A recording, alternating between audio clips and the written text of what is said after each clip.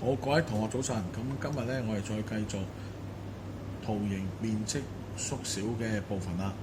咁我哋有9個嘅口訣嘅，咁我哋而家逐個口訣去做啦。咁第一個口訣咧就係 T 形線，我哋咧喺個 P 嗰點咧畫個 T 形線先，首先就好。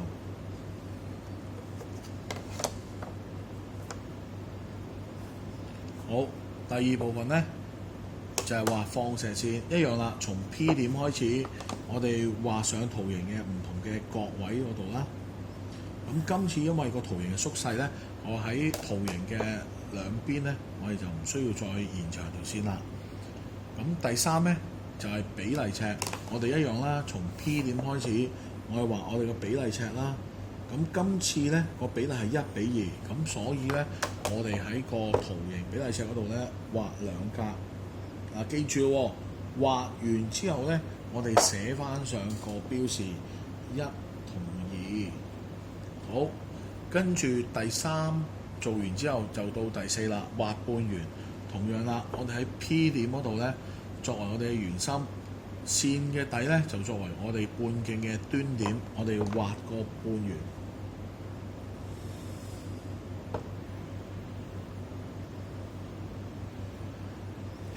好，畫完咗個半圓之後咧，我哋就作一個平行線，因為今次咧係1:2，咁啊縮細，咁我哋原本咧，我哋記住啦，就將個2嗰比例尺嗰點咧拉去頭先我哋畫半圓嗰條邊嗰度。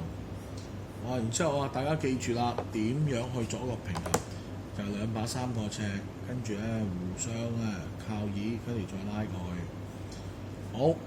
畫完半圓之後咧，平行線之後咧，我哋就分中線啦，一樣啦。今次我哋喺新嗰點1同線嘅端點咧，就分中線揾個新嘅圓心。咁啊，分中線呢部分，我相信同學都可以做到㗎啦。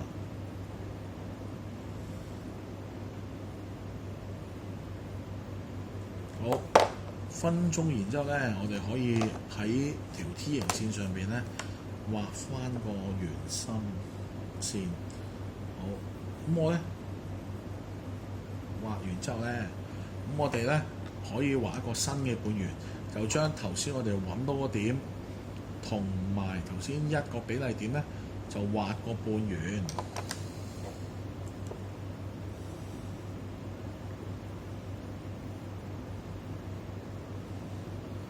嗱，記住啦，個半圓嗰度咧係記住啱啱好掂到 T 線嗰個點咧就可以噶啦。我哋咧避免再延長太多，因為咧可能咧你會當作中心線咧畫一個平行線嘅。最尾我哋作為最後一個步驟就係再平衡，將原本第一點 T 線圓線嘅點位咧就畫翻去線嘅端點。跟住，然後咧，我哋就再平衡，將頭先1嗰點我哋平衡畫翻上去。好，咁基本咧就畫好咗新面積嗰個底線啦。跟住我哋好似之前咁樣啦，我哋作平行線畫上去個圖形上邊，好，推上去。好，標示翻啦，兩條線係平衡嘅。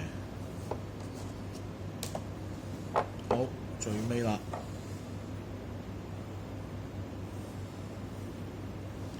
我哋畫翻個弧啦。好，咁大致上9個步驟咧，就完成咗面積嘅縮小。咁我哋記得啦，第一個步驟係 T 形線，跟住放射線、比例尺、畫半圓、平行線、分中線、新半圓，再平衡。咁我哋下次再畫過啦。好，同學，拜拜。